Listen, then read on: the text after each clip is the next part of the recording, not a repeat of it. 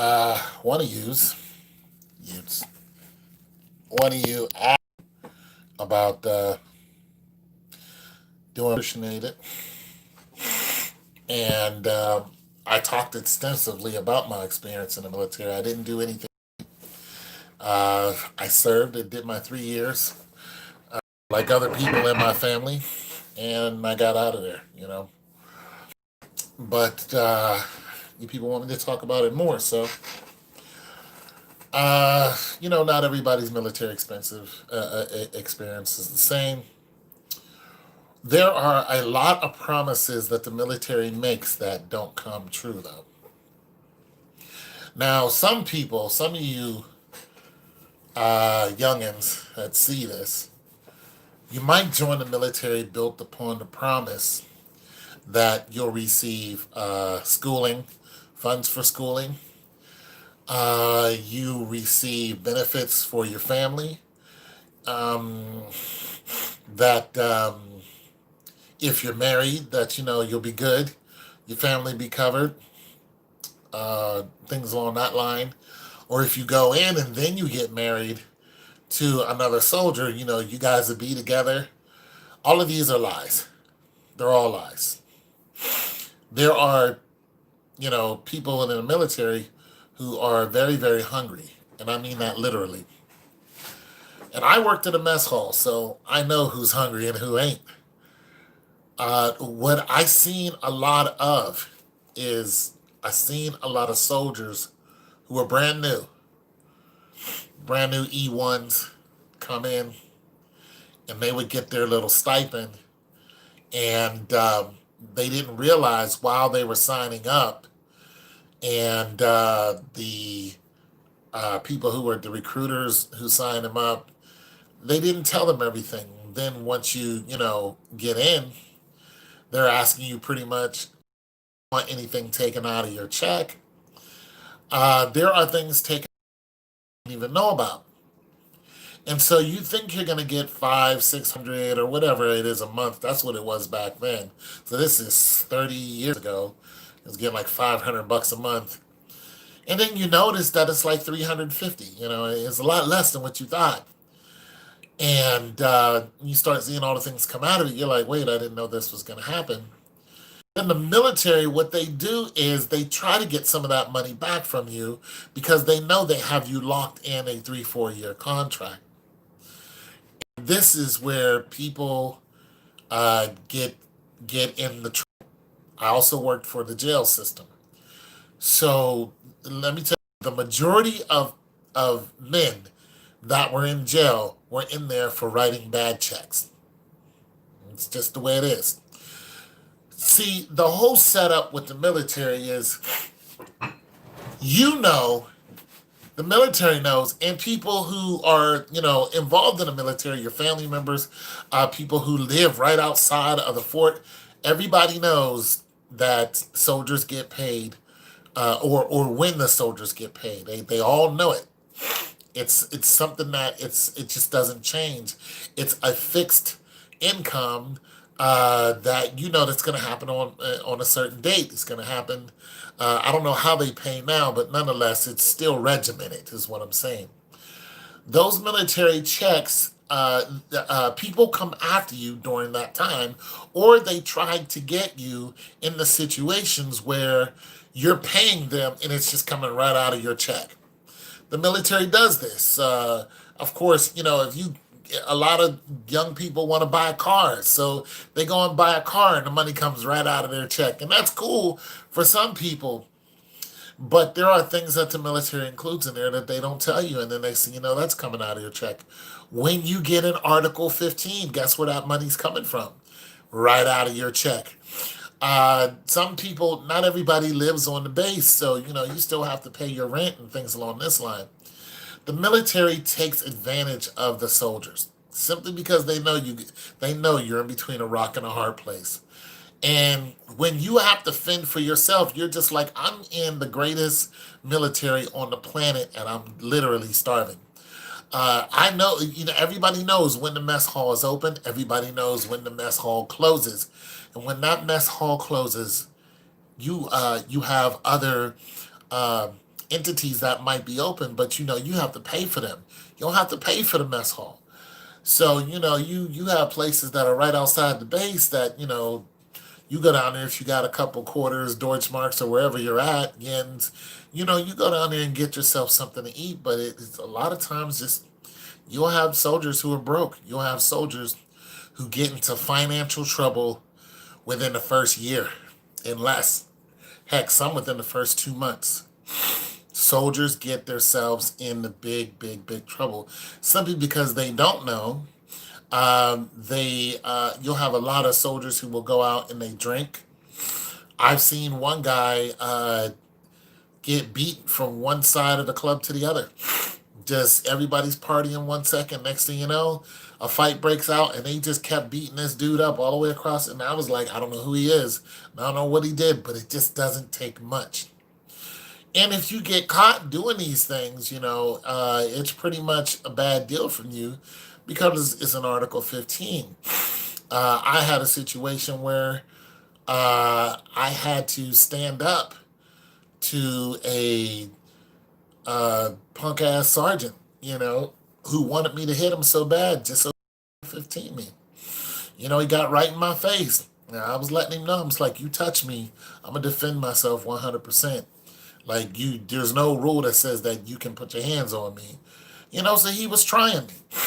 He was upset because he was a lonely old E6 living in the barracks.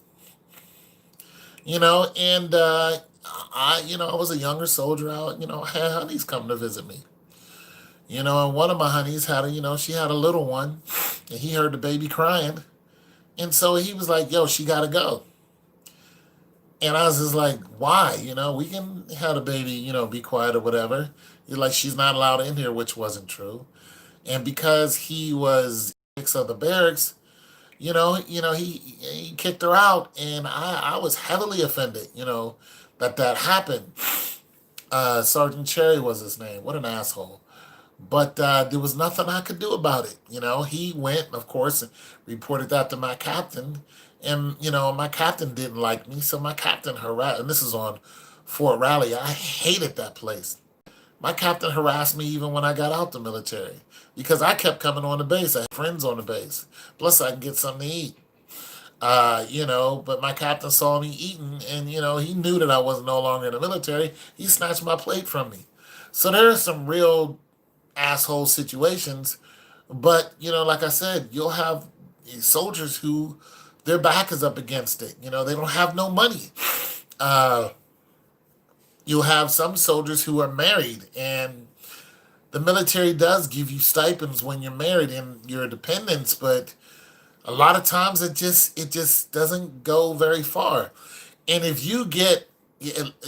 you're married and your wife uh, or your husband, but let's just say you're on the outs with each other, they can make life a living hell for you. I done seen some people.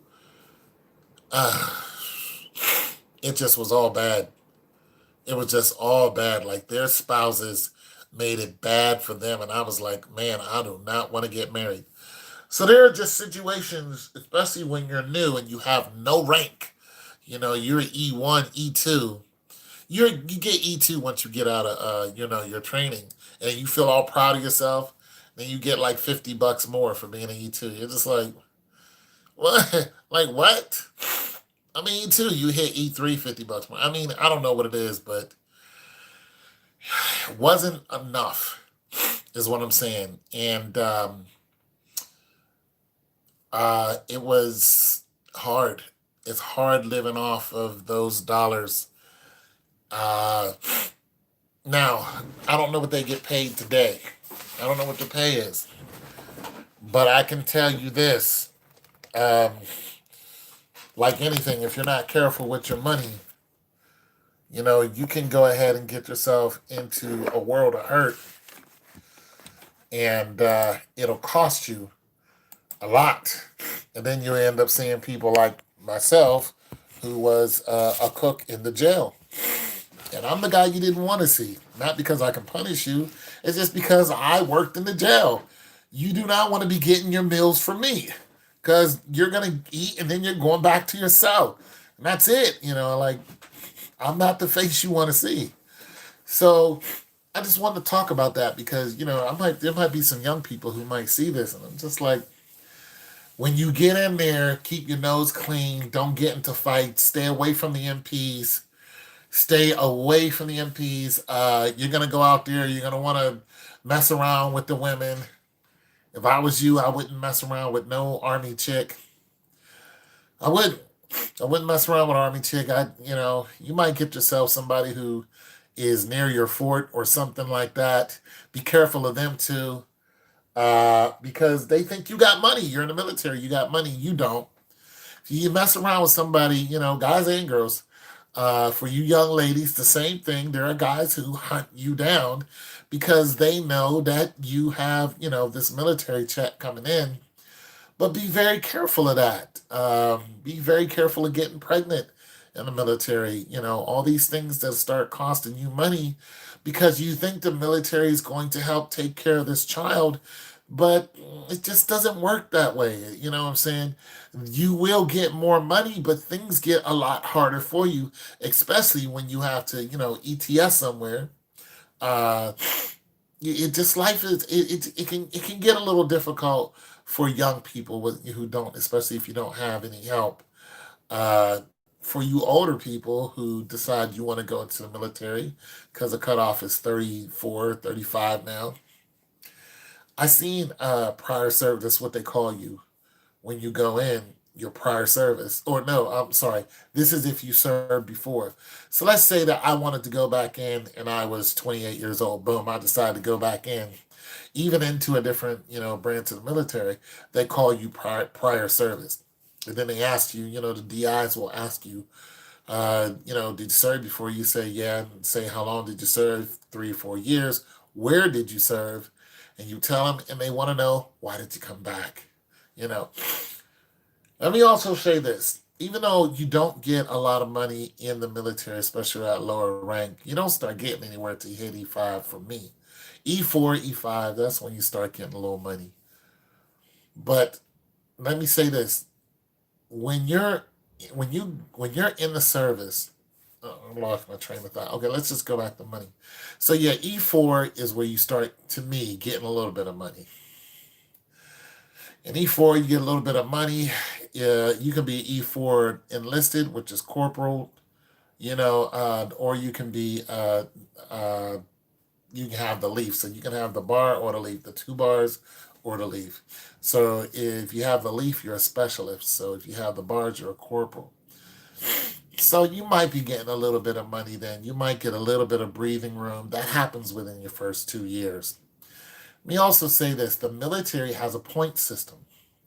The point system regiments and regulates who can move up to what rank, and this is branch wide. So let's just say the point system for to move into sergeant is 800 points. Let me just throw it out there. I don't know what it is. Say it's 800 points to move from E4 to E5.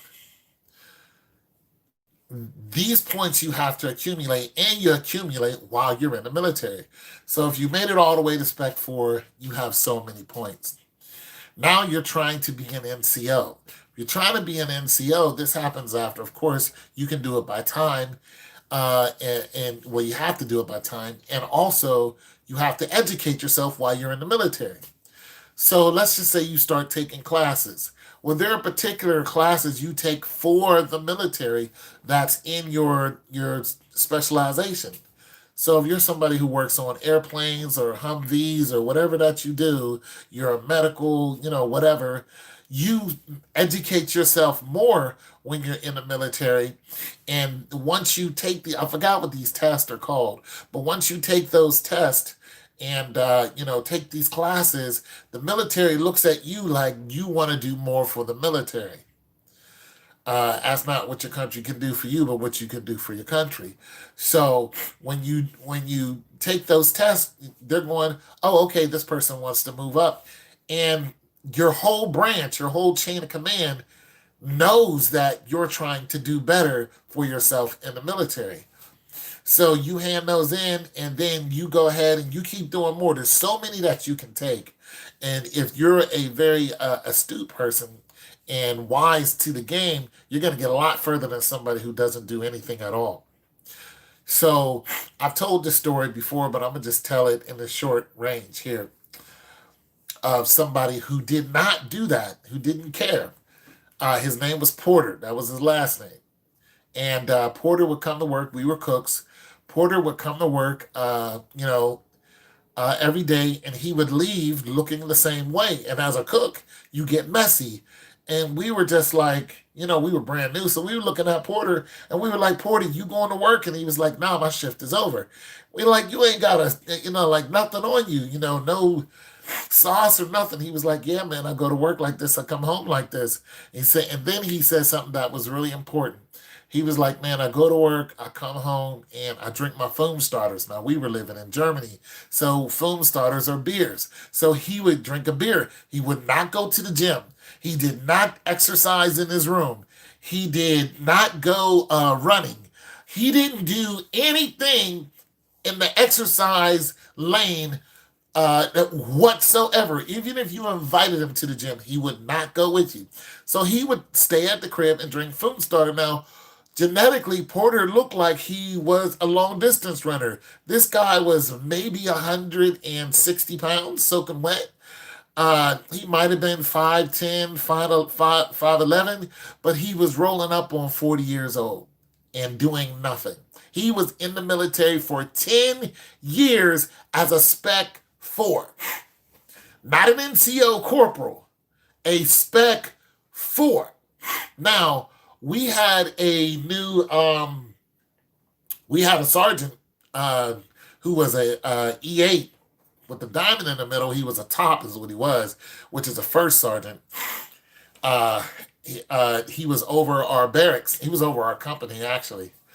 And because he had the diamond in the middle, if you just had an E8 without the diamond in the middle, that doesn't mean you have a particular office that you run. So if you put that diamond in the middle, you are a top, is what they call them. So it's the captain, and then it's you. You know what I'm saying? You're the NCO, the captain is the CO. So basically, they got rid of our CO, they got rid of our NCO, and they brought these two people in. So this big black dude, man. So he comes in and he changes everything. He looks at every room because he knew that our unit was getting soft. And then he said, each and every one of you are going to have to do a PT test coming up. And like he's like, in a week, you have to do a PT test. And if any of you fail the PT test, you're getting kicked out of the military. And he made it known, boom, right there, right now. Well, Porter, came to us, me and my there was one, two, three, four of us that we kind of hung together. We got there at the same time. And he came to us crying. And we were like, what's wrong? He was like, I can't do it. He was like, I can't pass the PT test. We were like, why? He said, because I can only do 5 push-ups. And we were just amazed, like, wait. We was like, Porter, how long you been in the military? He's like, 10 years. It was like, wait a minute, how is it that you can only do a few push-ups? And at your age and at his weight and his rank, there's a certain amount you have to do. And I think he had to do like 55 push-ups or something. He couldn't even get nowhere close to that. He physically was weak. His body had no conditioning whatsoever. None. This is a full-grown man who could not do as many push-ups as a teenager. You know what I'm saying? But this is a full-grown man in the military who couldn't do, the push-ups of a 12-year-old. He just could not do it. And I'm just like, bro, this is ridiculous. And we were like, come on, you got to be able to do more than that. He was like, nope, I can't do it. And so he couldn't pass. He was like, listen, the reason why he was really crying is because he did not want to go home. The military was his life, but he did not utilize all the properties that the military had for him to be a soldier. See, he didn't think soldier first. He thought, I'm just going to live easy. I'm just going to go to work, clean, do my little, whatever, cook whatever, go back to the barracks. Everything's cool for me. And I don't know what military he thought he was in, because once they came in and changed those rules, Porter he was pretty much doomed after that. But he explained why he really didn't want to go home, because he was poor, his family was poor, and he was from Detroit. He was like, I do not want to go back there. I don't want to see no part of it. Now, I bet he ended up okay, but he was from the hood. He didn't want to have nothing to do with the hood. He just didn't want to. He wanted to smoke his cigarettes and drink his funeral starters, and that's all he wanted to do. Well, of course, that time came along, PT test came up. Porter failed the PT test along with other people, and they kicked him out so fast that we didn't even see him again. We no, I'm sorry, we saw him one more time. We saw him leaving, and we were just like, we wanted to feel sorry for him. He didn't have a condition.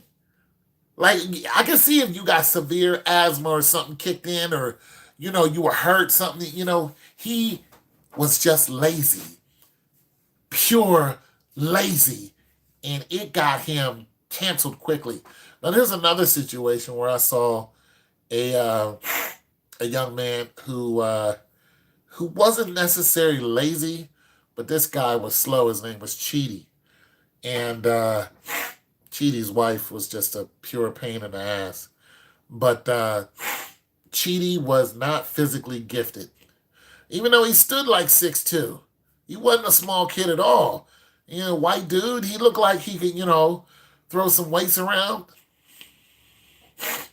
Cheedy's brain, he couldn't grasp the situations that he was in. This is not somebody you want to go to war with. You know what I'm saying? But you got people who are gun ho, and you don't want to go to war with them either. And I felt bad for Cheedy. Now, when I was in, I got punished by this captain who was an asshole on Fort Raleigh, and they put you in training where they try to retrain you to be a soldier again. And I was a Spec 4. No Spec 4s are supposed to go there, but they put me in there anyway. So they broke the rules to put me in this place. Soon as you get there, the drill sergeants start yelling at you and this, that, and the third. Long story short, I'll get to the part of cheating. They make you do push-ups with a big log on your chest, and there's about 10 of you, and you're doing push-ups or sit-ups with it. They make you do jumping jacks until you literally fall out. I was the last person. I was like, let's go. I think I got up to like 180. I was like, let's go. Like, I exercise every day, all day. You're not going to, let's go for it. And they also spray water into this ditch, which is filled with mud and rocks and things along that line, and make you low crawl through it, which is just pure punishment. So, I was so amped up on my anger that I was telling people, if you get in my way, I'm going to run you over. I was really mad that they put me in there. And I looked at my sergeant, who was an E7. I was like, you better get me out of here. His name was Sergeant Thomas, but he was a spineless one. Nonetheless, so I'm low crawling, get through there first round, like nothing. I'm mad as hell. I'm ready to fight. My captain is standing there looking, other people are standing there like it's display. I'm ready to beat everybody's ass. Like, let's go. Drill sergeants hollered at me. I hollered right back. Like, let's go. Who wants to box? I was ready. Nonetheless, once Cheedy came out of the low crawl thing, we all got mud on us, water on us. It's just a bad situation. And he was like, look at my arms, pal. Now, Cheedy was in my unit, so I knew him before he got there. And I tried to help Cheedy because his wife was really putting it on him. I just had a heart for him. You know what I'm saying? I felt bad for Cheedy because we realized real quick that he was slow, and you're working in a jail. You know what I'm saying? So I kind of took him under my wing. I was an E4 at that time, but they took my rank from me and broke me down to a E nothing. And when they did that, everybody outranked me, so I couldn't help anybody. Went back to struggling. You know what I'm saying? So nonetheless, but I had a heart for Cheedy because I knew his wife was terrible, And so when he said, "Look at my arms," his arms, all this was cut up and bleeding from the rocks because he was low crawling with his arms. When you low crawl with your legs. Your arms stabilize you. And I'll talk about more on that story at another time. Another situation where low crawling is important is when I was in Paragon Trails, and I spoke about this Paragon Trails too. There was a guy who was in my squad. You go through Paragon Trails when you're in basic training, but it's so much fun. If you're an athlete, it's fun. If you're a lazy do nothing, then you're in trouble. Paragon Trails is gonna be all bad for you. So, nonetheless, Paragon Trails, they separate you in squads. It's usually about 12 people to a squad. Uh, when they separate you into a squad, you got your squad leader, and then you got the person who's at the end, and you're all running through the woods in the dark, and the only light you have is these things that they're firing over your head. You say, "Oh, psh, psh." That's the only light you have, and you can see the person in front of you. Their cat's eyes. Well, I chose to be the last in line. For one, I was in real good shape. And for two, I had to run backwards sometimes and then turn around and run forward. Backwards, then turn around and run forwards. So you're running through the woods like this. You can hear everybody. It's pitch black at night, and all you can see is a person's cat's eyes. I'm the last person, so my job is to make sure nobody sneaks up from behind. So I'm running like this, then I have to run backwards, then I'm running like this, and I have to run backwards, and I'm running like this. And you're doing this for about probably half a mile. Once we come out into the clearing, and before I tell this part, there was a person in my squad who, I didn't like, but I didn't say nothing to him because I knew he was an asshole. But I was just like, like kind of, okay, whatever. But, he had said a choice words to me, and I could have knocked him out, but you can't do that when you're in the military. You got to hold your peace sometime. Nonetheless, he was in my squad, and once we came into the clearing was barbed wire fence about maybe 3 or 4 feet off the ground. If you keep running, you're gonna run right into the barbed wire fence. You have to stop, start low crawling with your weapon, and they're firing M16 and M80 rounds over your head, and some of those are tracer rounds. So it's a mock war, is what it is. So this guy's in front of me, but like I said, he's part of my squad. So even if you disagree with your squad, he's part of your squad. So he's low crawling. There's a bunch of people ahead of me because I'm the last guy, on purpose, and I see him laid out in front of me, and he hits muscle failure. See, when you're in Paragon Trails, everything moves real fast, real fast. And if you're not in shape and a little and scared, it's gonna find you real quick. You know what I'm saying? Really, really, really quick. Paragon Trails is not made for the weak of heart. It's just not. Nonetheless, it tells on you real quick. Plus, you're carrying a 7.5 pound weapon. It just puts you in a situation that you're not used to, and you either like it or you hate it. There's really no in between. Nonetheless, this guy he hits muscle failure. The running plus the excitement, the loud noises, everything. He was really out of his element, and he was just laying there, and he was gonna lay there, on pretty much until he got his muscle failure, until muscle failure ends. If you don't know anything about complete muscle failure means you cannot move anything. And sometimes it can just take minutes, depends on who you are. Sometimes you're not going to be at your full peak for a couple days. So I didn't know what his situation was, but I knew he reached muscle failure because he wasn't moving and everybody else was moving up. So he was right in the middle where the barbed wire fence is, and we still had a while to go. I grab him by his collar, tell him, "Listen, can you move?" And he was like, "I think so." And I had to help push him in low crawl with this guy until we got off from under the barbed wire fence, and he got, to where he needed to go, and he thanked me, and that's the only words that we said. Now, back to when Chidi and I was going through basic training again, when we had to do that mock basic training, uh, again, when I was a Spec 4 and they took my rank, when Chidi was low crawling, he the reason why that first guy in Paragon Trails hit muscle failure is because he was low crawling with his arms. You see this on TV, and people low crawl in the military. They use their gun like this, their weapon like this, and they low crawl with their arms. You get your ass worn out real quick, because your arms are trying to drag your full body weight. It's just like, it's almost like doing a pull up constantly. Most people, you're just not going to be able to do it. You're going to run out of gas, especially if you already been running and the excitement hits you.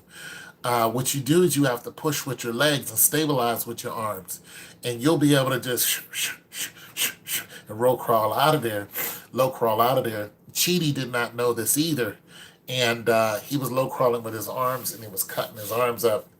And when they told us to go back in, I said, Chidi, watch me, and this is how you do it.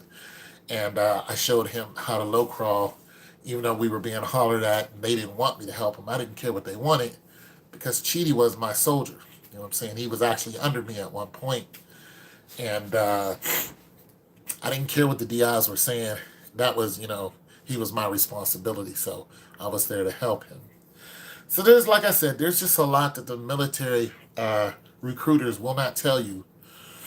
And there's just little micro situations that you're going to go through, and it depends on how you handle it. But what the real surprise is, a lot of soldiers go through a lot of messed up situations, that don't involve like the worst, like dying and something like that. But nonetheless, a lot of soldiers lose their money. They lose their money, and it's not always, some prostitute, even though there are prostitutes around everywhere waiting on you.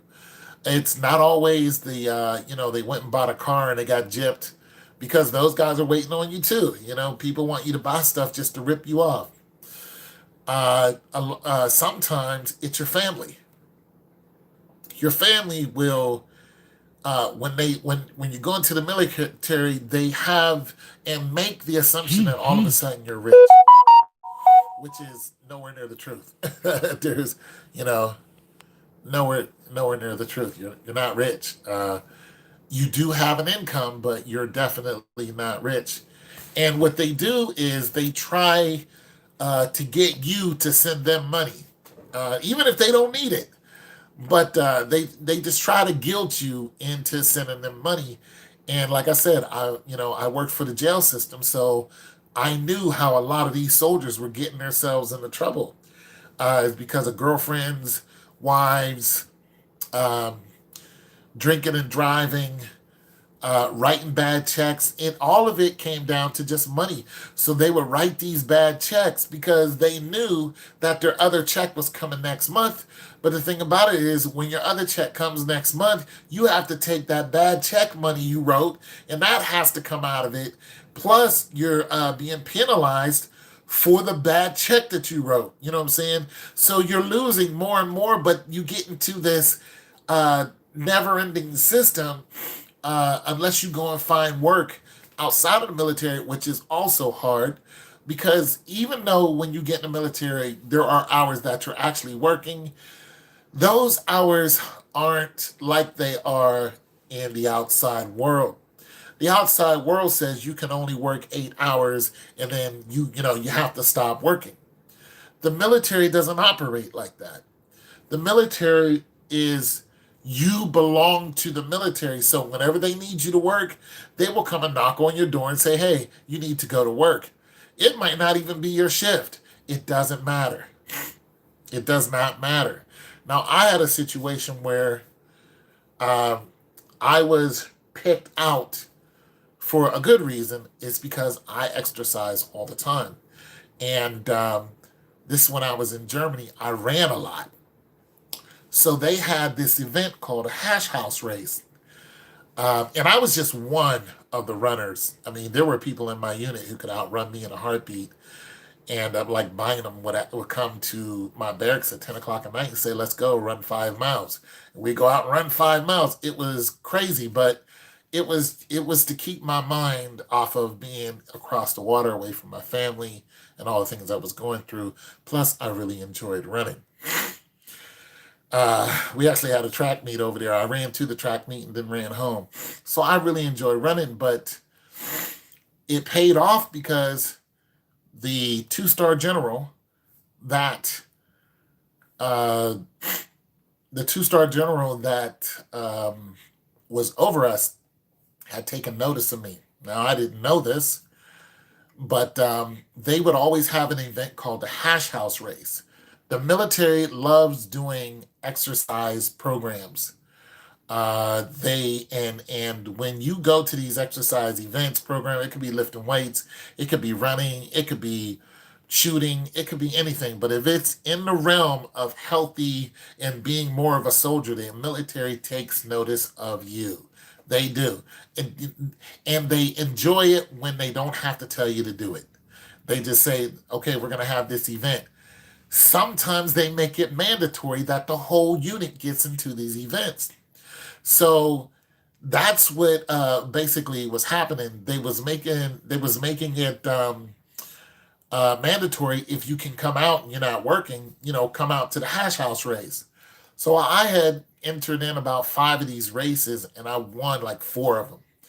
That's when I started getting noticed. Now, when you're running a hash house race, you know that the older white dudes are, they're the brass. You know who they are, especially when they start crowding around one. That's the big dog. Everybody's trying to eat cheese with the brass. I never even went to talk to him. I didn't care. My mind was on winning a hash house race.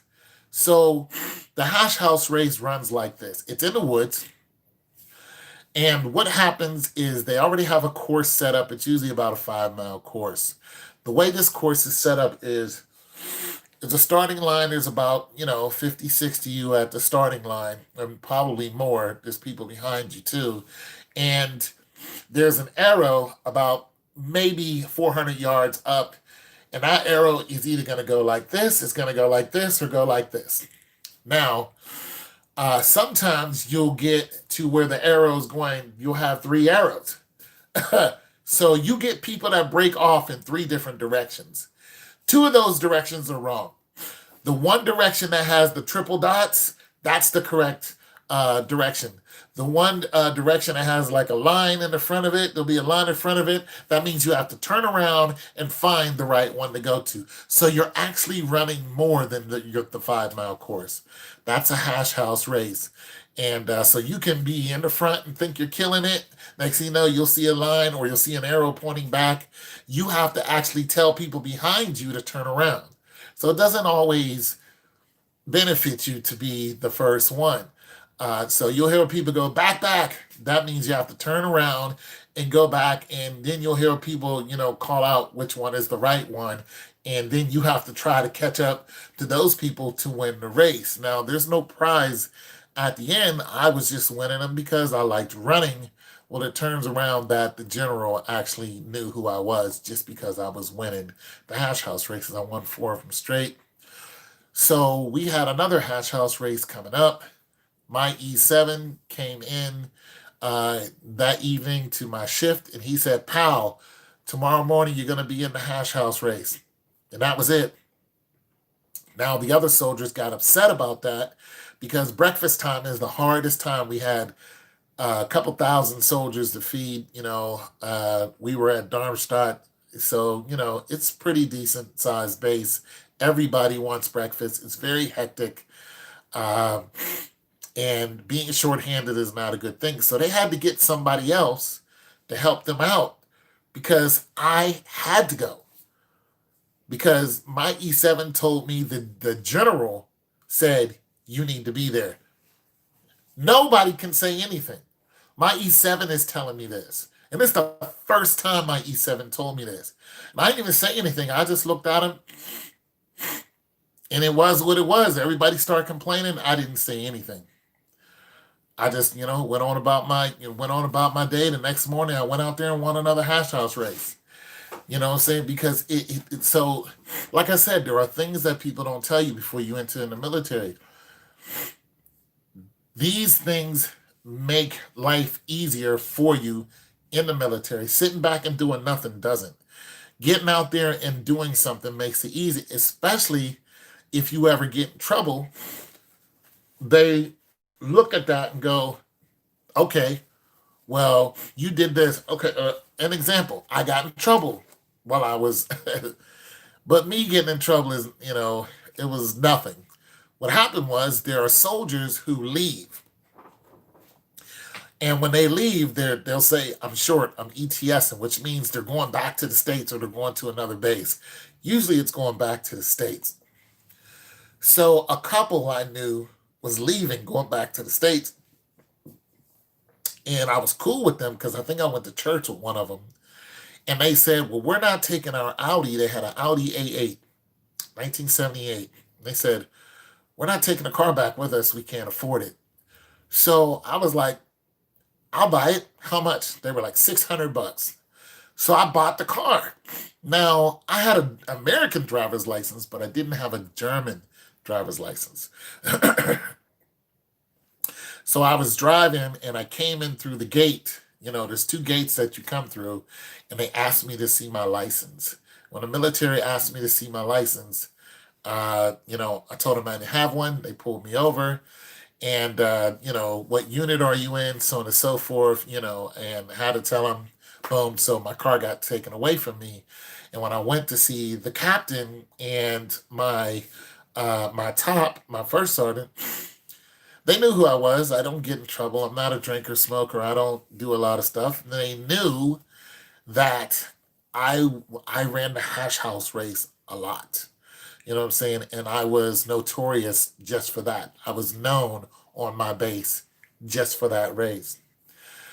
So they didn't come down on me, but they did Article 15 me. And I think they took a couple dollars from me and they took my vehicle from me and told me that I need to get a license or I can't drive it.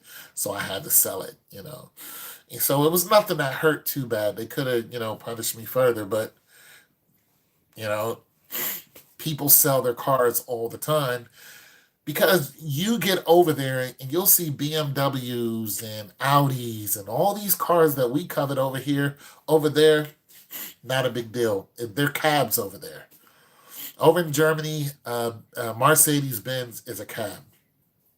I mean, some old lady is driving a Mercedes Benz, and you're like, oh, she must be, no, she's just some regular. It's just not a big deal to drive a Mercedes Benz over there. It really isn't. They don't really care about stuff like that. So now, once that first sergeant and that captain left, uh, we got a new captain and a new first sergeant. The first sergeant didn't like me, but the new captain did. And this is why the new captain liked me, because he would see me running. Like literally, he would see me out in the street running in the rain, just running, and people be asking me, like, why are you running so much? Just because I really like, exercising, but I would run in bad weather. I ran in snow. I just ran all the time. And so what the captain did was we had mandatory PT, and the captain was there in his PT clothes, and we had to run the 2 mile. And he said, who's the fastest here in the 2 mile? Because, the running was his thing. And they were all just like, bing, Powell is. I was not the fastest person in my unit, though. We had a, I think it was a captain who was attached to us. This guy could fly. And Bynum, my running partner, was faster than me. But as far as in the barracks was concerned, I was the fastest person in the barracks. So they were just like, Powell is. And he asked me what my time was. I said somewhere around 11 minutes flat. And so he was like, okay, well, I'm going to race you pretty much. And I'm like, this is the captain talking to me, you know what I'm saying? But I got kind of used to people singling me out simply for running, you know what I mean? And so we were doing a PT test. And of course, I took off.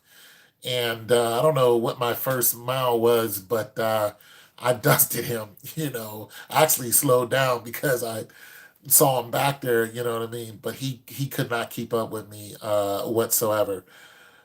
He had a decent time, but ever since I was in basic training, I was singled out for one thing: I could run. And that was just that. During basic training, like I said, if you do anything in the military, that is military, that encourages a military life, especially exercising. I don't care if it's lifting weights. You don't have to be the fastest person in the world. But if it's exercising, if it's, reading your books and doing those tests and all that other stuff, the military looks at you different. So when I was in basic training, I loved to run. So I got in there and was just like, yeah, let's go. Uh, we had a situation where the drill sergeant took us to this this workout area where they take all the soldiers to, and we're all young and ready to. Man, it was just a great time. But it was an obstacle course. Well, this drill sergeant had these big old arms, and he talked like this: man, we got to do this, obstacle course today, man, and we're going to be better than everybody else. We're going to be better than the next company." They also pitted themselves against the next company. So if you were in B company, they would pit themselves against C company as kind of like a playful thing. But it's not really playful. It was to get you to do better, and to get their marks up. So they took it very serious. So basically, the obstacle course, of course, we came to the part where you have to climb the rope. Well, our drill sergeant could not get up the rope. He would try, he wouldn't even get the next arm up. He couldn't do it. He had these big old arms. He was a short dude. We thought he was going to just not happening. He couldn't do it. So we had to show him how it's done. Bam, come on back down. I mean, it was just a beautiful thing. But where I really excelled at was running the 2 mile. Once they saw me run the 2 mile once, even the drill sergeants that didn't like me, that changed immediately. Immediately. We had people in there who were super fast. These guys were like Olympic sprinters.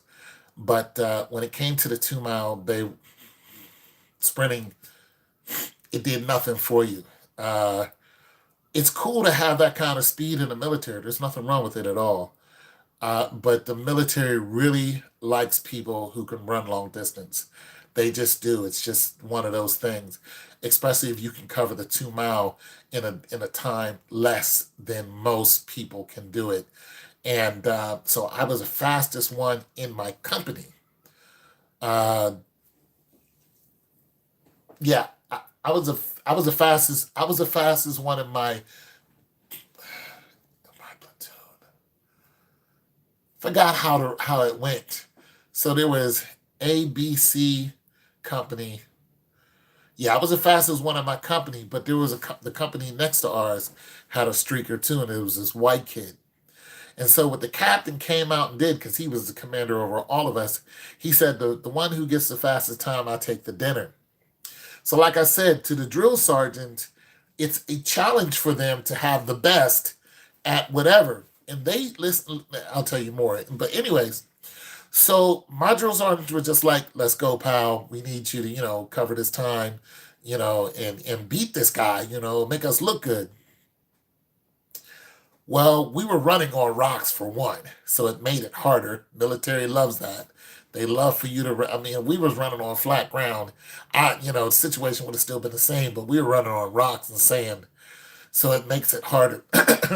Nonetheless, we all line up. I line up against this kid, and I immediately look at him, and I was just like, "Oh, this gonna be a tough one." We take off, and it just doesn't take. It takes about 400 yards for everybody else to fall back. I mean, we were just on a tear. We were going after each other simply because of what the captain said, but we wanted to impress our drill sergeants too. Like I said, exercise in the military is a big thing.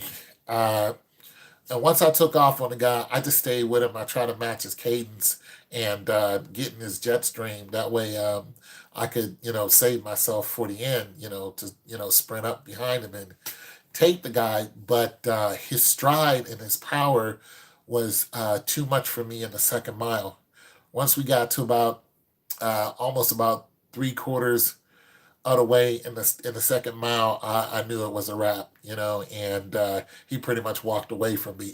I'll never forget that. I lost the race, and but I kept it close as far as I could. But this kid ran a 10:49, and I ran an 11:11, and that was all I wrote for that. But like I said, rocks, gravel, and all that other stuff. It just I couldn't keep up with him, and he lit me up. You know what I'm saying? And I was like, all right, good one. So we lost that one. But also, what they did was where our platoon was company platoon. I think that's how it is. Yeah. Okay. So it's squad, company, platoon, brigade. So where our platoon was, we also were right across the street or this huge field from girls. So the girls had the same number as we did, and they knew that the girls would flashlight us in the middle of the night whenever the drill sergeants would tell us to go upstairs and and clean up and all of a sudden get ready for the next morning, which usually happened about 3:30 in the morning. So it's about probably 8 o'clock at night. You're doing your floors, you're doing your boots, making sure your face is right. You're chatting it up, arm wrestling or whatever, talking about your life when you were, back in the world. And next thing you know, you see these flashlights lights coming through your window. You're just like, what's going on? You turn around, you look all the way across the field.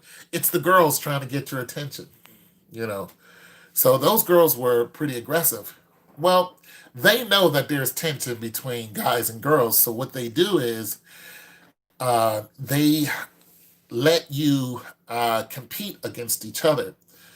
Here's something you find surprising. Usually, girls' upper body strength is not as strong as men. So when it comes to the push-ups, the girls usually don't beat the men at push-ups. We had one guy who did so many push-ups they told him to stop. I mean, he reached like 90 something. They was just like to stop. Okay, I did like 66, 67. But the sit-ups, I don't know why, but for some reason, females can do more sit-ups on average than the men. We're talking about age and all that. You can even break down the ethnicity. If they're both in shape, eating the same thing, same amount of energy, the woman is going to beat the men at sit-ups. We had, females who just kept going. We were like, how is it that the females can just do more sit-ups? We're stronger and all this other stuff, but there's something going on with the female body that allows them to do more sit-ups than the average man. The average man cannot do as many sit-ups as the average woman. And we found out that the hard way. It crushed us a little bit because we were, all, there's girls here too. We were all. So another, like I said, do more exercise. Now, when we went on a bivouac is when and I talked about all this stuff before too. This is another thing that'll get a man tripped up in the military. When you go in, you think all these chicks, want to get with you, and some of them do. They're just as horny as you are. A lot of them is just as lonely as you are. They're just as young as you are. So it's just a perfect genetic, response to a female who's in heat. You're just like, I'm trying to get that. So those things do happen. But here's where you get fooled. When you go on a bivouac and you're out in the middle of the woods, you set up your tents and all that. We were in New Jersey, so it was cold. We set up your tents. They have a designated area. What it is, what you don't know is that where the bathroom area is, not far from there, are the girls doing the bivouac during the same time, which you don't know. But we found that out, and being that we have been looking at women for 6 months and not even being able to talk to them, like you couldn't even talk to them.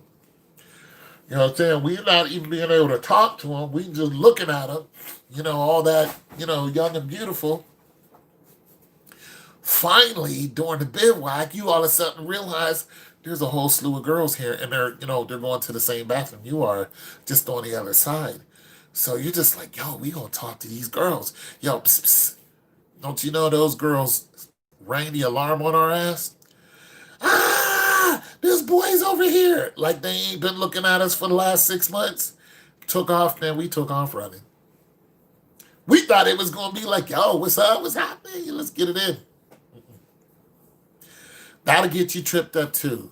The females in the military will get you tripped up. They will act one way, but they know damn well if they say anything that you done to them, you look at them the wrong way, and they go tell your sergeant, they go tell anyone over you, that sergeant's gonna come talk to you, and when they do, you're gonna be reprimanded. You're going to be and it's going to go on record, and it's just like it's like nature going up against something else. It's like, well, naturally I got to talk to a female, but you're just taking a chance. If that chick doesn't like you, or they could act like they like you. I've seen that happen too. I've seen chicks, average chick, uh, come to Germany, and black women come to Germany and realize that there are very, very few black women there. So guess who they are now? They're way above average. They're like a six, maybe, but if they got a nice body, and most of them do, oh, they're getting men to buy them vehicles. Uh, they're getting guys to do all kind of stuff for them because they know that they are coveted now because there's just not a lot of them there. And that'll get you tripped. The thirst is real. Situation that happened to me. And I know I should have put this in different videos, and I probably will. But I'm going to talk about this situation and just tell y'all something that happened to me.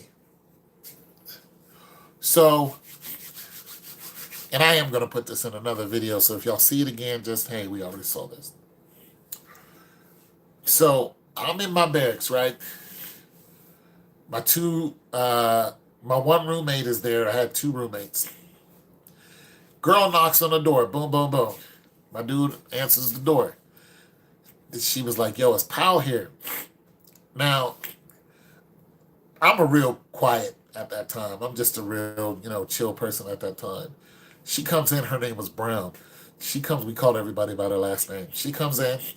So I'm like, what's up? She's like, she sits down on the couch, and I'm just like, so what's going on? She's like, yeah, talking, kind of fly to me or whatever. And I'm wondering why she's there, because I know this chick doesn't like me. Like, I know you don't hardly say anything to me, so I'm trying to figure out what the game is. And then finally she reveals what the game is. She was like, yo, so can you give me some money so I can? And I was just like, nah. I'm like, nah, I ain't got no money, to give you for whatever. And I think she wanted me to sleep with her just so she could get money. And that whole thing sounded bad to me. It just sounded off. And I'm just like, nah, I can't help you. She walked out and never came to my door again. I ended up seeing her with somebody else the next day. And I was just like, bro, that's your problem. I'm not having it. So females can get you tripped up real quick because they're trying to get your money, especially if they're your rank. They don't have a lot of money either, so they're trying to get you. And you will have women who are in the army who are selling their goods because they know that they're valuable just to get that cash. But if you do it, and they turn around and say that you took advantage of them, that's your ass. That is an Article 15. That is possible jail time. And it's a good chance that you're not going to be in the military anymore. It's a very, very good chance you're going to get kicked out. All because a groupie bit the truth and told a lie. And it happens. So you really got to watch those females, especially the younger ones. They will get you tripped up. I wasn't interested. I had my eye on an older female who did not have her eye on me, but nonetheless, I still was letting her know, like, yo, I ain't got a lot of money, but you know what I'm saying? You know what I'm saying? Chinese, Japanese, look at these, type of thing. I was just, trying to get at her. So I just wanted to talk about, because somebody wanted to hear some military stuff. Just want to talk about a bunch of stuff that it's just not popular, but it will get you hemmed up. Uh, and then there's other things that will get you noticed. You know what I'm saying? Don't go into the military and be a bum sitting around doing nothing. And learn the system before you go in or before anybody you know goes in. I was talking to a guy recently, and the guy's 28. He's got a family, wife, and 2 kids. And I told him, we were talking about the military because I told him I was in. He was like, I would go into the military. And I said, you're only 28 years old. The cutoff age to go into the military is 34 now. I said, you can go to the military right now if you want to. Now, I'm not encouraging people to go in. I'm just saying if he wanted to do that, he could. He can go in as long as he ain't got no felonies. They'll take him. And the military is really trying. As a matter of fact, the age limit went up. So I think it's 40 now for like the Air Force. So they're really trying to get people to go into the military. And this is why I think there's going to be a draft sometime soon. Uh, because you can't keep, blowing people up overseas and causing all these wars, and then people decide, I don't want to be in the military. It just doesn't work like that.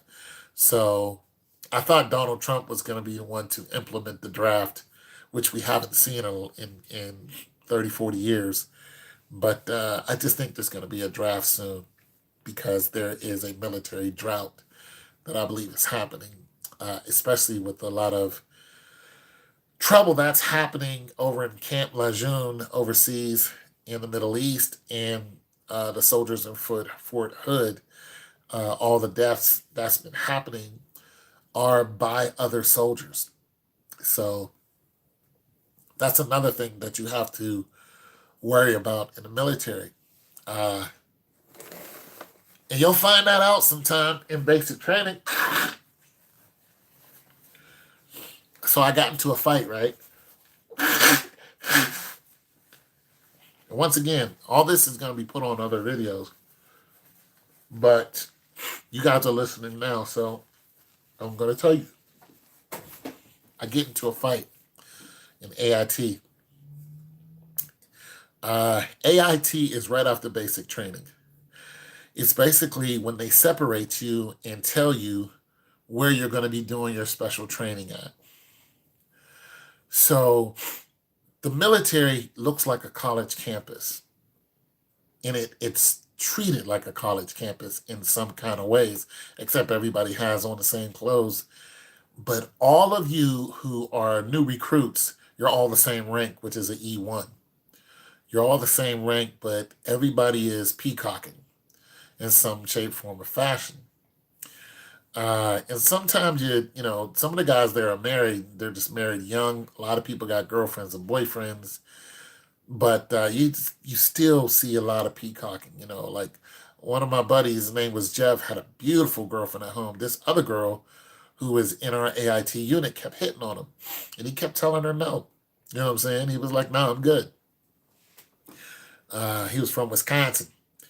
But nonetheless, so during your AIT, the women mix in with the men. And that's why there's a lot of peacock and a lot of sexual tension going on. And drill sergeants have to be careful because when I say they're mixed in with you, I mean they live in the same barracks that you live in. The women live either on one side or 2 floors up. Then the men or something like that. In this case, it was 2 floors up. Uh, now, so